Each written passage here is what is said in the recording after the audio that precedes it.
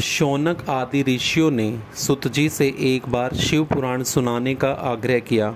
सुत जी ने ऋषियों से कहा, आप सब धन्य हैं जो आपके हृदय में शिव जी की कथा सुनने की इच्छा जागृत हुई। इस शास्त्र का वर्णन भगवान शिव ने अपने श्रीमुख से श्री सनत कुमार से किया था, इसीलिए इसे शिव पुराण भी कहते हैं। इसके पठन, मनन और श्रवण से कलयुगी मनुष्यों का मन शुद्ध हो जाता है तथा शिव की प्राप्ति हो जाती है, जो फल दान एवं यज्ञों के करने से प्राप्त होता है। वही फल शिव पुराण के श्रोताओं को प्राप्त हो जाता है। इस ग्रंथ की 7 संहिताएं हैं, जो इस प्रकार है: विद्येश्वर, रुद्र, शतरुद्री, कोटिरुद्री, उमा संहिता, कैलाश संहिता, वायु संहिता। आत्मवेता मनुष्यों को इस पुराण का हमेशा अध्ययन करना चाहिए। पापी देवराज की मुक्ति की कथा। सुत जी बोले, हे ऋषियों, जो व्यक्ति दुराचारी, पापी, विलासी एवं दुष्ट होते हैं, वे भी देवराज की मुक्ति कथा के द्वारा पवित्र हो जाते हैं।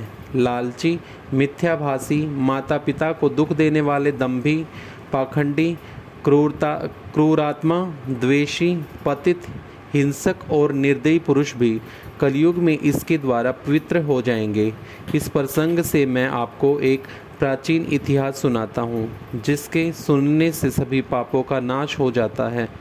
किरात नगर में एक ब्राह्मण रहता था, जो बहुत दुराचारी एवं दरिद्री था। वह धर्म और वेदों से विमुख था।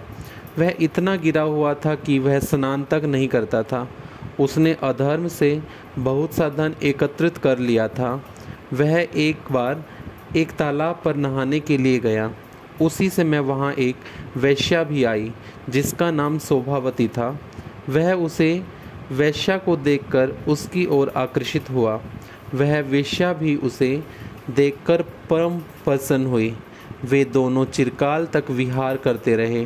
ब्राह्मण के माता पिता ने बार बार उसे समझाया, परंतु उसने अपने माता पिता की बातों पर ध्यान नहीं दिया।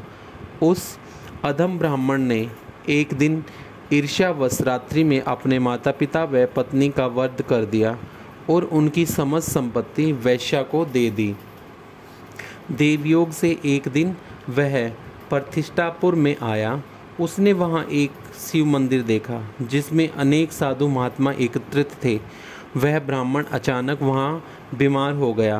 बीमारी की अवस्था में उसने एक ब्राह्मण के मुख से शिवजी की परम पवित्र कथा सुनी। देवराज नामक वह ब्राह्मण 1 मास के बाद मर गया। यमदूत उसे यमपुरी ले गए। उसी क्षण शिवलोक से शिवजी के दूत रुद्राक्ष धारण किए त्रिशूल लेकर यमलोक में पहुँच गए। उन्होंने देवराज ब्राह्मण को यमदूतों से छुड़ाकर विमान पर सवार होकर कैलाश को चल दिए। यमपुरी में कोलाहल मच गया।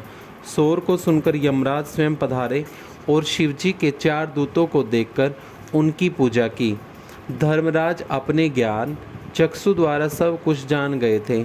शिवजी के दूतों ने ब्राह्मण को ले जाकर दया के सागर शिवजी के सम्मुख उपस्थित किया।